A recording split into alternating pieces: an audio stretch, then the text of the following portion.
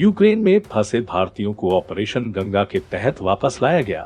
भारत वापस आने वाले लोगों में अधिकतर स्टूडेंट्स यूक्रेन में मेडिकल की पढ़ाई के लिए गए थे, लेकिन जंग से हुई तबाही के कारण अब इनकी पढ़ाई बाधित हो चुकी है, जिसके चलते अब मेडिकल स्टूडेंट्स और उनके पेरेंट्स को अपने बच्चों के भविष्य की चिंता सता रही है, क्योंकि बच्चों की डिग्री की शेष पढ़ाई कैसे और कहां से पूरी होगी।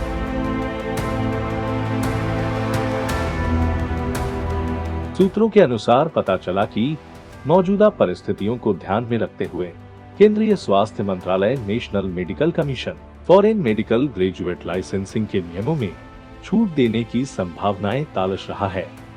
हेल्थ मिनिस्ट्री, विदेश मंत्रालय और नीति आयोग के वरिष्ठ अधिकारी जल्द ही इस मामले पर एक बैठक करेंगे।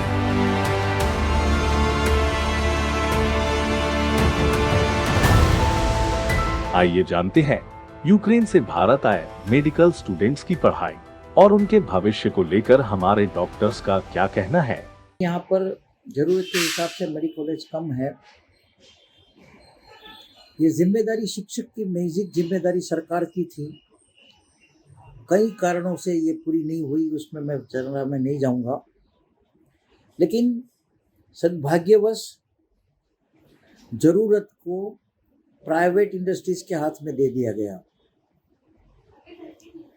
और इनके ऊपर जो है इतने सारे जो है नॉर्म्स है कि किसी एक मेडिकल कॉलेज बनाने के लिए बहुत सारा जो है इसके अंदर में इन्वेस्टमेंट लगता है और वो जो है उसका भार स्टूडेंट्स के ऊपर पड़ता है और कई ऐसे स्टूडेंट्स जो है इसको ये अफोर्ड नहीं कर सकते हैं या एडमिशन नहीं मिलती, इसीलिए वेस्टर्न कंट्री में चले जाते हैं या खार्किव जैसे कोई भी सस्ती कॉलेज है वहाँ चले जाते हैं। गवर्नमेंट शिक्षण ने और एजुकेशनल के अदर मेडिकल एसोसिएशन ने उनके लिए कुछ एग्ज़ाम रखी है, उनमें से पास होकर उनको ही लाइसेंस देते हैं। ये सब प्रक्रिया है, उसमें भी कई लोग छूट जाते हैं और नहीं प्रैक्टिस कर पाते हैं। तो हम जब इसके सॉल्यूशन ढूंढते हैं तो सभी मेडिकल एसोसिएशन जो इसकी रेगुलेटरी अथॉरिटी है उनको एजुकेशनल सिस्टम, शिक्षण मंत्री, economics and ministry of health को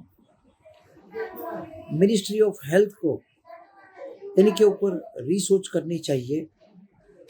और कोविड ने एक सिखाया है कि अच्छी टेक्नोलॉजी से थियरी ऑनलाइन कर सकते हैं और इसमें कई ऐसी चीज़ें हैं जिनमें प्रैक्टिकल के लिए ज़रूरत नहीं है। जैसे एनाटॉमी पढ़ानी है तो आपको चाहिए, आपको फिर क्लिनिकल एक्सपीरियंस के लिए आपको लैब चाहिए, पैथोलॉजी के लिए लैब चाहिए, बट क्लासेस के लिए आपको इंफ्रास्ट्रक्चर की ज़रूरत नहीं है। और मैं ये समझता हूँ कि अभी एजुकेशनल सिस्टम के लिए कोविड में ऑनलाइन एजुकेशन थियरी में बहुत कुछ सक्सेस हुई है, इनका उपयोग करना चाहिए।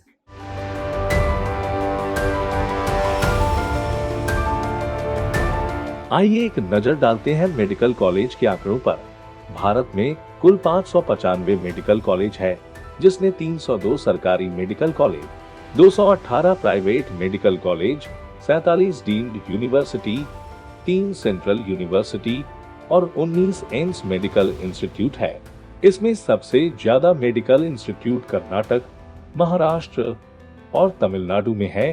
कर्नाटक में कुल 61 मेडिकल इंस्टीट्यूट है, जिसमें 19 सरकारी और 42 प्राइवेट मेडिकल इंस्टीट्यूट है। महाराष्ट्र में कुल 60 मेडिकल इंस्टीट्यूट है, जिसमें 27 सरकारी और 34 प्राइवेट मेडिकल इंस्टीट्यूट है और तमिलनाडु में कुल 69 मेडिकल इंस्टीट्यूट है, जिसमें 37 सरकारी और 32 प्राइवेट मेडिकल इंस्टीट्यूट है। लेकिन भारत में कुल 595 मेडिकल इंस्टीट्यूट है, फिर भी विद्यार्थियों को पढ़ाई के लिए विदेशों में जाना पड़ता है। अगर हम देश भर के सरकारी और निजी मेडिकल संस्थानों की बात करें तो सिर्फ 82,000 छात्रों के लिए MBBS पढ़ने की सुविधा है। विश्व स्वास्थ्य संगठन के आंकड़ों के मुताबिक हर 1,000 व्यक्ति पर एक डॉक्टर होना चाहिए, लेकिन भारत में यह आंकड़ा 1511 का है। ऐसे ही हेल्थ और मेडिकल से जुड़ी तमाम खबरों के लिए बने रहिए डॉक्टर टाइम्स के साथ।